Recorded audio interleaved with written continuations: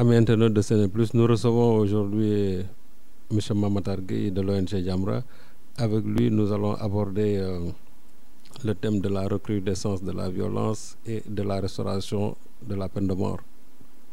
On a entendu Imam Massamba Gueye de l'ONG Jamra dire qu'en 2 mois, on a enregistré plus de 12 morts. Selon vous, à quoi est due cette recrudescence de la violence? Alors effectivement, nous en étions à 9 dans notre décompte jusqu'au moment où ce pauvre taximan a subi la furie de ce conducteur de Mercedes qui lui a infligé la sanction suprême en lui logeant une balle dans le crâne suite à une broutille de rien du tout. Alors ensuite s'y est ajouté le drame sanglant qui a secoué la commune de Ndioum, où 2 préposés à la pharmacie ont été sauvagement exécutés. Et avec l'assassinat odieux de notre sœur Fatoumata Matar Ndiaye, alors nous en sommes maintenant à 12.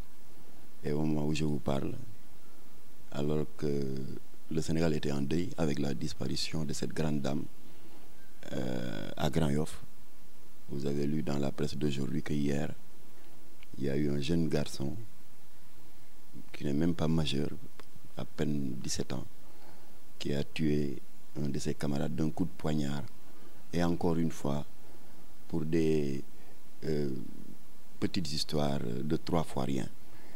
Alors ceci nous amène forcément, nous tous, Sénégalais, à devoir faire une introspection pour nous poser la question de savoir qu'est-ce qui arrive à la société sénégalaise.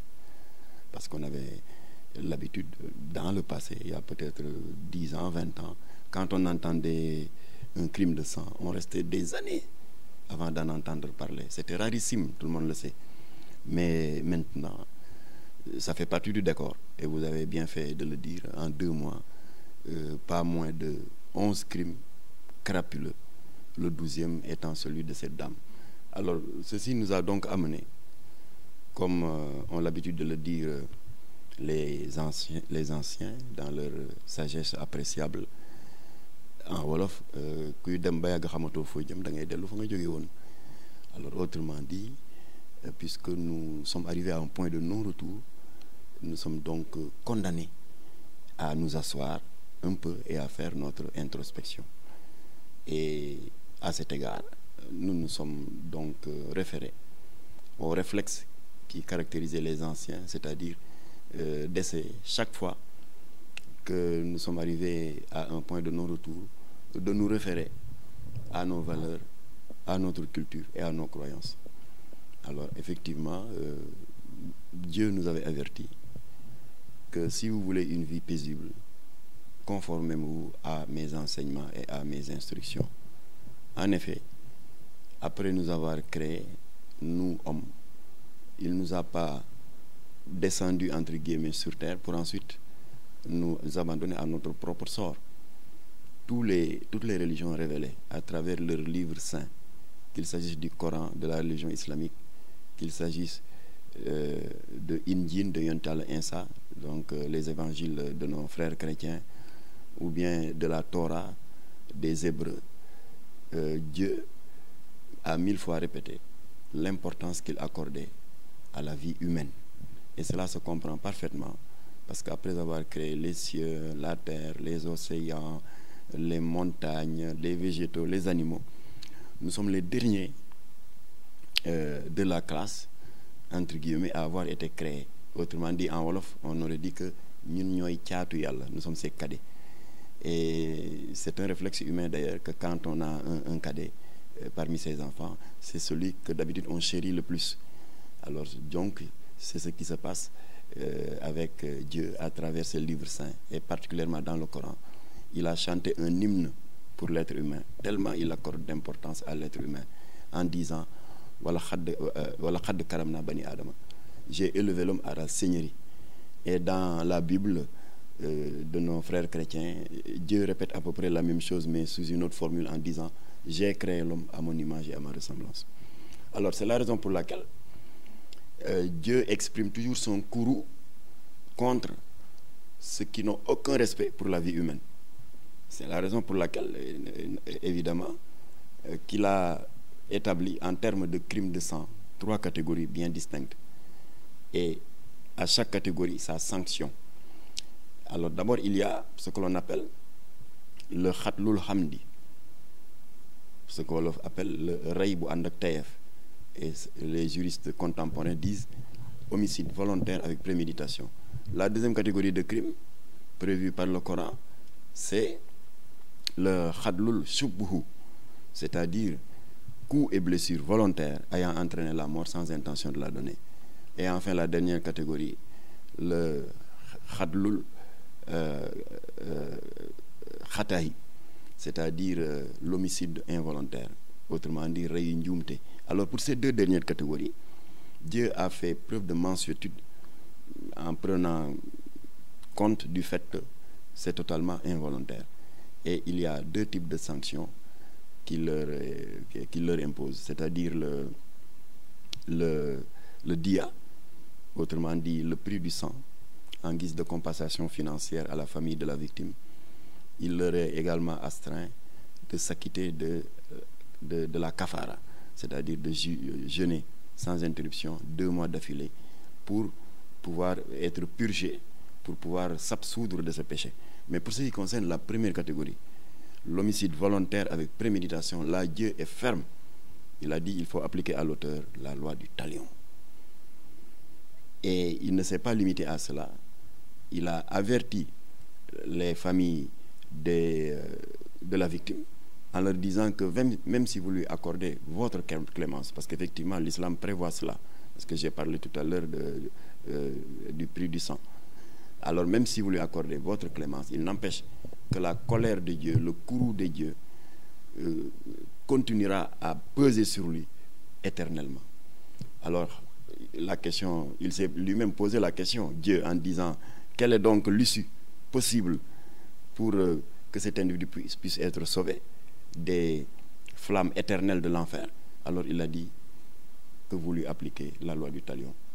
Ça va lui permettre de payer sa dette vis-à-vis de la société, mais en même temps de s'absoudre dès cette vie définitivement des flammes de l'enfer. Alors, je me suis permis de faire cette petite incursion pour que l'on comprenne qu'avant l'avènement de l'islam, il était fréquent que lorsqu'il y avait un assassinat dans une tribu, que les membres de la tribu adverse n'hésitent pas à s'acharner sur la tribu à laquelle appartient le tueur, quitte même à tuer son père, sa mère, ses sœurs. Quelquefois, c'était des vendettas qui se soldaient par des dizaines de morts. C'est en ce moment-là que la sourate Baqara, sourate de la vache, est descendue, entre guillemets, pour réglementer cela. Et Dieu a dit donc, je vous ai trouvé une formule pour qu'il n'y ait pas de représailles disproportionnées, mais plutôt que la sanction s'applique strictement à l'auteur du crime. C'est la loi du talion.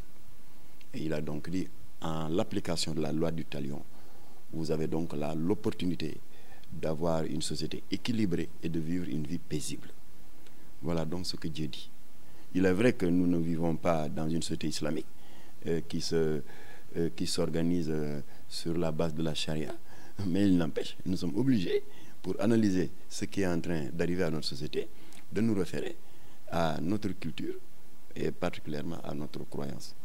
Alors, fort de cela, nous nous sommes permis, il y a 2 jours, d'adresser une correspondance au président de la République, qui a le devoir, parce que cela fait partie des raisons pour lesquelles les Sénégalais lui avaient accordé leur suffrage, pour qu'il veille sur notre sécurité, entre autres. Alors nous nous sommes permis de lui adresser une correspondance pour partager avec lui 3 propositions. Donc la première, et qui nous semble la plus urgente, c'est de convoquer le plus rapidement possible, comme il a l'habitude de le faire, en convoquant un conseil présidentiel sur l'énergie. On l'a entendu un jour convoquer un conseil présidentiel sur les investissements. Tout ça, c'est bien. Mais il est temps, compte tenu de l'angoisse qui pèse sur les cœurs et les esprits, compte tenu du sentiment très largement partagée par les Sénégalais qui se sentent abandonnés par rapport à cette escalade de la violence, à cette criminalité galopante, alors nous lui demandons très respectueusement de vouloir convoquer le plus rapidement possible un conseil présidentiel spécialement axé sur la sécurité, avec à la clé une révision des conditions d'octroi des autorisations de port d'armes à feu. Parce qu'il faut que ça cesse que l'on se contente de la photocopie, de l'extrait de naissance, du casier judiciaire. Le casier judiciaire peut être vierge, alors que l'individu n'est pas équilibré. Et il y a certains pays qui, en sus de ces deux documents-là, font ce que l'on appelle traditionnellement des enquêtes de voisinage, des enquêtes de moralité, pour voir si l'individu n'est pas un toxicomane repenti, si l'individu est maître de lui-même, s'il n'est pas sujet à des crises, à des convulsions, à de l'épilepsie, bref, à des comportements qui peuvent être préjudiciables à la société. Et ça manque dans la législation sénégalaise en termes d'attribution d'autorisation de port d'armes à feu. Et parce que, tenez-vous bien, votre confrère l'enquête, et nous leur en rendons hommage, a fait une étude très instructive à cet égard, qui nous a permis de nous rendre compte que rien qu'en l'année 2011, pas moins de 543 autorisations de port d'armes à feu ont été délivrées à des citoyens. Et le comble, c'est en 2016, qui n'est même pas encore achevé. Nous en sommes à 1000 autorisations déjà délivrées. Et ce sont des armes qui sont en circulation dans ce pays. On ne sait pas qui en sont les détenteurs, qui en sont les bénéficiaires. Il faut que le président Macky Sall arrête cela.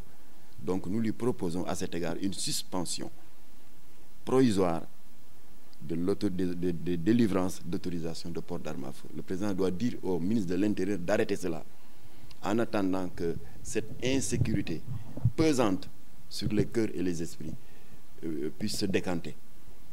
Et en commençant d'abord par la convocation d'un conseil présidentiel spécialement à ce sujet. Et enfin, la troisième et dernière proposition, un État n'est jamais parfait pour la bonne et simple raison que ceux qui ont en charge la conduite des affaires de l'État, c'est des humains avec leurs limites.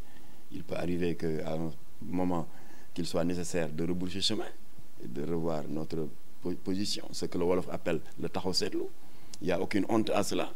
Donc nous lui demandons de procéder à une consultation populaire, autrement dit à un référendum. Parce que à entendre à travers vos talk-shows, vous, hommes de la presse, l'opinion s'exprimer, mais il y a une très forte tendance pour le rétablissement de la peine capitale. Le président ne doit pas rester indifférent à cela. Et la meilleure manière, plutôt que de nous imposer par un décret ou une loi parlementaire le rétablissement de la peine capitale, la meilleure manière pour une démocratie, c'est de consulter directement les citoyens, comme il l'avait fait le 20 mars dernier, en leur disant: je voudrais créer un conseil des collectivités territoriales, je voudrais augmenter le nombre des membres du conseil constitutionnel et démocratiser le mode de désignation en permettant à l'Assemblée d'en désigner deux, le reste, moi je l'ai, etc. C'est bien. Et c'est le peuple s'était exprimé démocratiquement à hauteur de 93%. Alors maintenant, le sentiment est largement partagé et que nous ne pouvons pas ne pas faire quelque chose par rapport à cette insécurité galopante. Nous lui suggérons de faire la même chose, une consultation populaire sur une question unique. Êtes-vous pour ou non que l'on rétablisse la peine capitale? Il n'y a aucune honte à cela. À titre d'exemple, tout le monde sait qu'il y a plus d'une cinquantaine d'États au niveau des États-Unis et que chaque État, du point de vue législatif, a une certaine autonomie. Alors c'est ainsi qu'il y a 3 États aux États-Unis que je vais citer tout à l'heure qui, sous la pression des organisations des droits de l'homme, avaient été contraints d'abroger l'application de la peine capitale. Mais au fil des ans, il y a eu une montée fulgurante des crimes, et sur les 1000 crimes recensés, les 243 étaient des enfants qui ont été lâchement et sauvagement assassinés. La population a grogné et les autorités locales ont été donc obligées de coupler la dernière présidentielle Clinton-Trump à un référendum local. Et les populations se sont massivement exprimées à hauteur de plus de 61% pour se montrer favorables au rétablissement de la peine capitale. Donc il s'agit de la Californie, de l'Oklahoma et du Nebraska. Au moment où je vous parle, ces États qui l'avaient abrogé sont maintenant revenus sur leur décision. Il n'y a aucune honte à cela. Donc la peine capitale, elle était d'application dès l'indépendance en 60. Senghor l'avait maintenue jusqu'à son départ en 81. Il a eu à la mettre en œuvre 2 fois. La première fois, c'était lors de la tentative d'assassinat dont il a été l'objet en 67. Et la seconde fois, c'était dans les années 70, lorsque le député socialiste Demba Diop a été lâchement assassiné, poignardé, dans un parking à Hambourg. Et nous lui devons d'ailleurs le baptême de ce stade qui porte son nom. Alors, quand Abdou Diouf est venu, il ne l'a pas enlevé, mais il n'empêche. La loi était là, pesant comme une épée de Damoclès sur la tête des criminels potentiels. Et lorsque nous avons fait nos propres statistiques, nous nous sommes rendus compte que pendant les 19 ans de règne de Abdou Diouf, de 81 à 2000, la loi sur la peine capitale étant toujours d'actualité. Alors, il y avait des crimes naturellement, parce que c'est une loi qui n'a pas la prétention de résoudre le problème à 100%. Les Saoudiens en savent quelque chose. Ils exécutent régulièrement, mais les crimes sont là. Peut-être pas à une proportion démesurée, parce qu'il y a la loi qui pèse comme une épée de Damoclès. Alors, il vous est loisible donc à vous, hommes de presse, de comparer le règne de Abdoulaye Wade, lorsqu'en 2004, il avait créé la loi 2004-38 du 28 décembre 2004, abrogeant la peine de mort. Donc, il vous est loisible de compter à partir de cette époque-là, en 2004, jusqu'au règne de Macky Sall en 2016, pour faire une comparaison sur les 19 ans de règne de Abdou Diouf. Mais il n'y a pas photo.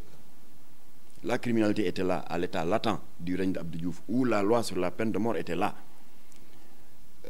Mais les criminels savaient à quoi s'en tenir, parce qu'il y a eu 2 exécutions du temps de Senghor.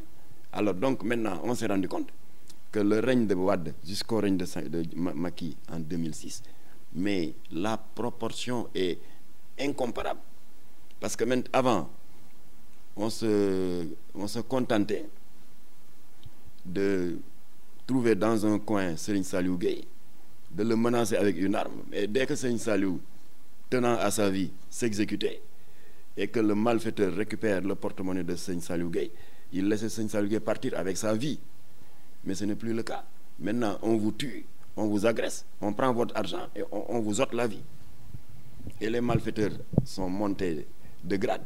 Ils ne se limitent plus à vous chipper votre porte-monnaie et à vous tuer, mais ils vous trouvent maintenant à domicile. C'est le comble. Parce que qu'est-ce qu'il y a de plus sécurisant que de se sentir en sécurité chez soi? Alors maintenant, les malfaiteurs viennent trouver les gens, les honnêtes gens, chez eux. Alors c'est la raison pour laquelle il n'y a pas de comparaison. Ça n'existe pas du temps d'Abdou Diouf. Parce que la loi sur la peine de mort était là.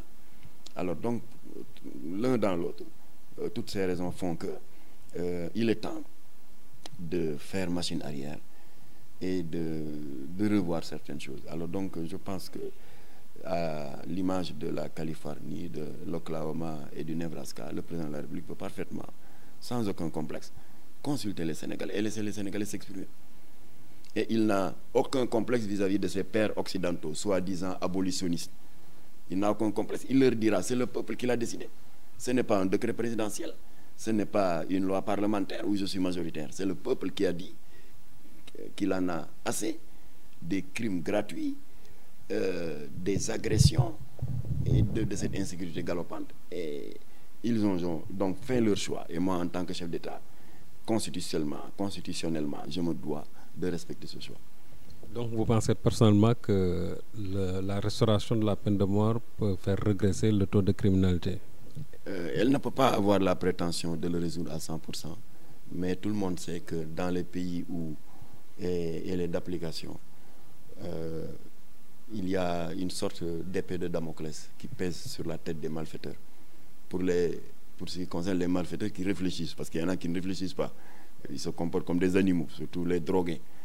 Mais les malfaiteurs lucides savent, ah, attention, un tel l'avait fait, et voilà ce qu'on lui avait fait. Donc moi, je me limite à voler, à casser, à cambrioler, à prendre l'argent d'autrui, mais je ne tuerai pas. Donc ça ne peut pas tout résoudre, mais ça diminue considérablement l'audace, l'outrecuidance et la sauvagerie de ces agresseurs. Alors je prends le cas de l'Arabie Saoudite. Il est fréquent que des pèlerins de retour du pèlerinage soient ébahis du comportement de certains commerçants au niveau de certaines échoppes. Dès que retentit l'appel à la prière du muezzin, les tenants de ces commerces ne baissent même pas le rideau. Ils mettent un bout de bois à la porte pour montrer qu'il est parti à la prière. Et sa marchandise est là, les tissus qui pendent vers l'extérieur, sur le trottoir, des objets précieux. Sur toute la lignée, vous ne voyez aucun commerçant, ils sont tous allés à la prière. Et pendant 15-20 minutes, personne n'ose venir prendre le plus petit bracelet, parce qu'ils savent à quoi ils s'attendent. Alors donc, qu'on ne nous dise pas que l'application de la loi du talion est inefficace. Non, elle est efficace. J'en veux pour exemple le 18 novembre dernier, le ministre de l'Intérieur de l'Arabie Saoudite a rendu public un communiqué à travers la presse, l'agence officielle du royaume saoudien, annonçant la condamnation à mort d'un prince membre de la famille royale. Il s'agit du prince Turki Al-Saoud Al-Kébir. Lors d'une altercation, parce que soi-disant c'est un neveu du roi, il s'est permis de prendre son arme et d'abattre froidement un citoyen saoudien. Alors, il a été arrêté, il a été jugé, la sentence a été claire, c'est-à-dire qu'il était passible de la peine capitale. Alors, naturellement, le roi a toujours le dernier mot, comme dans tous les pays d'ailleurs, en termes de grâce. Alors, le roi a pris la précaution, bien qu'ayant des liens de consanguinité avec le criminel, a pris la précaution de consulter les ulama au tafsir. Et les ulama lui ont donné toutes les minutes du procès en lui attestant que les 3 critères qui peuvent faire capoter, entre guillemets, la peine de mort se sont avérés négatifs pour lui. Parce qu'en fait, la peine de mort, l'application de la peine de mort en islam, contrairement à ce que prétendent les droits de l'homiste, elle n'est pas automatique et aveugle, non.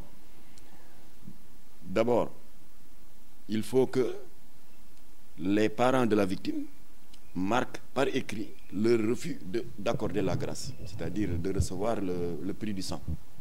Voilà un critère. Le deuxième critère qui peut invalider la grâce par rapport à la peine de mort, c'est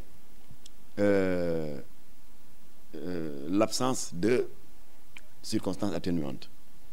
Troisième raison, c'est qu'il n'y ait pas le moindre petit doute sur la culpabilité de l'accusé.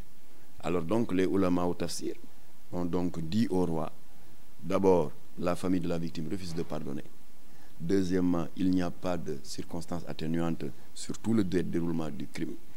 Et enfin, troisièmement, on a constaté que tout le jury était unanime. Il n'y a pas eu une seule voix discordante, il n'y a pas eu un seul doute. Alors le roi a dit qu'on, dans ce cas, appliquer ce que prévoit la loi en termes de khadlul amdi, c'est-à-dire ce que la loi prévoit en termes de rey bu ànd ak tayef, autrement dit l'homicide volontaire avec préméditation. Et le 18 octobre dernier, le prince Turki Al-Saoud Al-Kébir a été exécuté, bien qu'étant membre de la famille royale. Alors, donc, Dieu dit dans Souratul Baqara, dans l'application de la loi du talion, vous avez la garantie d'avoir une société paisible et équilibrée. La loi du talion est un facteur d'équilibre social, parce que du temps où ça n'existe pas, nous venons d'en parler tout à l'heure, il arrivait que des familles prennent l'initiative d'aller se venger. Et en général, ça débordait toujours. Ils se contentaient non seulement de tuer l'assassin, mais son frère, son père, sa mère, ses voisins, des fois 30, 40 morts, alors qu'il y a une vendetta, alors qu'il n'y a qu'un seul fautif. Alors Dieu a dit, je vais vous trouver une solution pour que la sanction se limite strictement aux fautifs. Et c'est la loi du talion. Donc Dieu est juste, il est compatissant. Et ces droits de l'homme ne peuvent pas prétendre au payeur mandéal. Il ne peut pas prétendre être plus compatissant que celui qui a parmi ses noms le compatissant, le clair-audient, le miséricordieux, l'omniscient, mais également le compatissant. La preuve, au moment de donner sa lettre de mission au prophète, il lui a dit Wama arsalnaka ila rahmatan lil alamin. Si je t'ai descendu sur terre parmi les siens, c'est surtout pour mettre en évidence et en exergue la compassion que j'éprouve vis-à-vis de toutes mes créatures. Alors, une autorité spirituelle de cette dimension, on ne peut pas prétendre vraiment entretenir une rivalité en termes de compassion, d'humanisme avec lui. Alors donc, Dieu nous connaît mieux que nous-mêmes. Tout ce qu'il nous dit, c'est dans notre intérêt, mais ce n'est pas dans le sien. N'êtes-vous pas un peu sceptique à entendre le président de la République qui, hier, lors des funérailles de la vice-présidente du Conseil économique et social, il disait que on va corser, en tout cas, l'application de la loi concernant l'ensemble de ces criminels, mais il parlait de la peine à perpétuité. C'est-à-dire que si l'État commet l'erreur de faire du mopel, le mopel, en Wolof, je ne sais pas comment le restituer en français, mais c'est une manière de contourner la question, une manière de d'éluder la question essentielle pour passer à autre chose.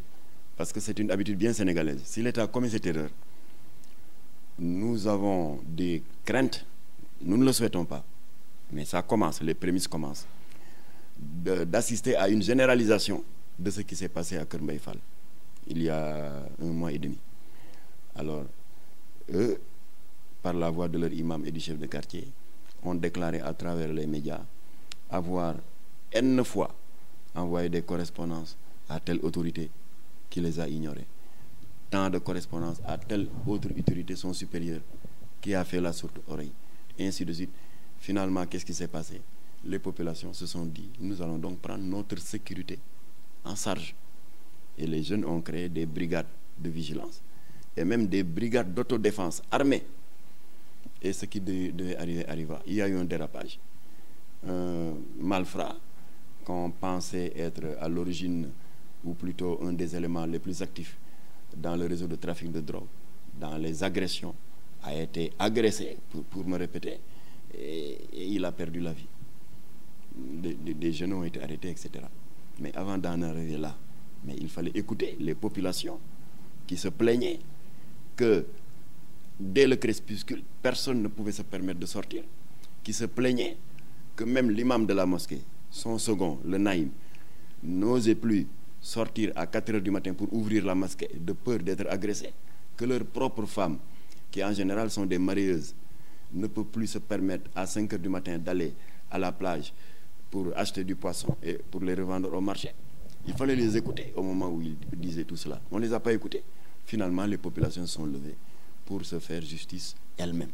Ce que nous condamnons, parce que nous sommes dans un pays démocratique et personne n'a le droit, dans un état de droit, de se faire justice soi-même. Mais encore une fois, il ne faut pas que l'État crée les conditions pour que les populations aient tendance, et la tendance est de plus en plus marquée, à prendre en charge elles-mêmes leur propre sécurité. C'est dangereux. Donc nous demandons au président Macky Sall, comme c'est le cas dans certains pays qui ont vécu la même tragédie que nous, de dire à Abdoulaye Daouda Diallo, le ministre de l'Intérieur, de mettre à la disposition des citoyens un numéro vert, puisqu'ils ne veulent pas répondre aux correspondances, qu'ils mettent à la disposition des un numéro vert gratuit pour que les gens puissent y appeler sous l'anonymat et gratuitement pour signaler les cas d'insécurité marquants au niveau de tel ou tel quartier, avant que l'irréparable ne se produise. Voilà la 4e proposition que nous voulons faire au président Blade. Alors maintenant, je voudrais, à l'attention de nos amis droits de l'homme, qui ont l'habitude de dire oui, nous dénonçons une forme d'instrumentalisation de la charia. L'islam ne préconise pas de manière automatique l'application de la peine capitale.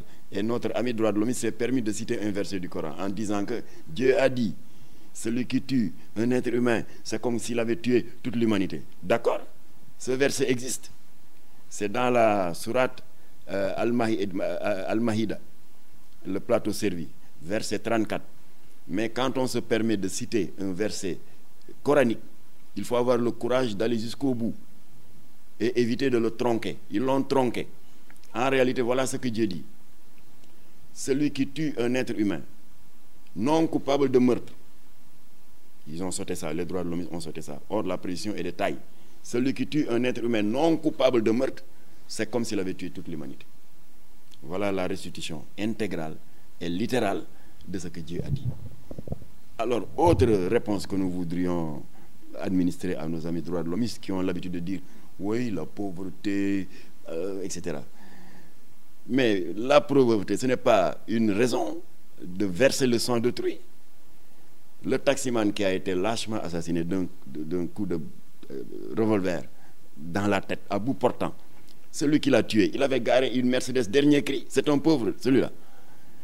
Et il paraît que c'est un grand commerçant qui fait de l'import-export, des véhicules d'occasion, il a des sociétés informatiques, c'est un millionnaire. Et pourtant, il a tué un pauvre taximan qui avait à peine 30 ans, à bout portant. Donc on arrête de dire que, oui, c'est la pauvreté. Ce n'est pas une excuse. Parce que sans le savoir, ils sont en train de rendre un mauvais service à la société sénégalaise. Autrement dit, c'est une manière indirecte de dire aux gens, quand vous tuez quelqu'un, ce n'est pas grave parce que vous êtes pauvre. Alors le débat n'est pas là. Le débat, c'est inciter les Sénégalais à revenir, n'est-ce pas, se ressourcer dans les valeurs que nous ont léguées nos vaillants ancêtres. Le djom, le kersa et le mougne. On a vu ici des gens vivre 60 ans, 70 ans dans un dénuement total, mais mourir dans la plus grande dignité, en gardant leur ngor, comme on dit. On l'a vu ici. Ce sont ces valeurs-là qu'il faut exhorter, pour lesquelles il faut exhorter les jeunes, de manière à ce qu'ils puissent se les approprier. Voilà ce qui devait être le devoir de ces droits de l'homme. Et non éviter des faux fuyants et puis des faux prétextes qui ne font qu'intoxiquer les jeunes et à les inciter à s'engager dans des voies de facilité. Il ne faut pas ça. Il faut leur dire, prenez votre courage à deux mains. Le monde ne s'est pas construit en un jour. Essayez. Si vous échouez, essayez. Nous sommes au Sénégal. Il y a la solidarité ici. Quand vous faites du mbekmi avec les galou locho, vous mourrez en pleine mer. Ou alors, si jamais vous arrivez à destination, la solidarité que vous aviez ici, vous ne l'aurez pas là-bas. Parce qu'ici, même si vous n'avez pas de salaire, vous entrez dans n'importe quelle maison, alors qu'il est 13 heures, à l'heure de manger. Si vous entrez, on ne vous expulse pas. On va essayer de vous donner un petit bol pour partager avec vous. Ce sont ces valeurs-là qu'il faut essayer de revivifier dans la conscience des jeunes. Alors naturellement, nous continuons à encourager les pouvoirs publics concernant les mesures qui sont prises pour aider les jeunes dans le cadre, dans leur quête d'emploi.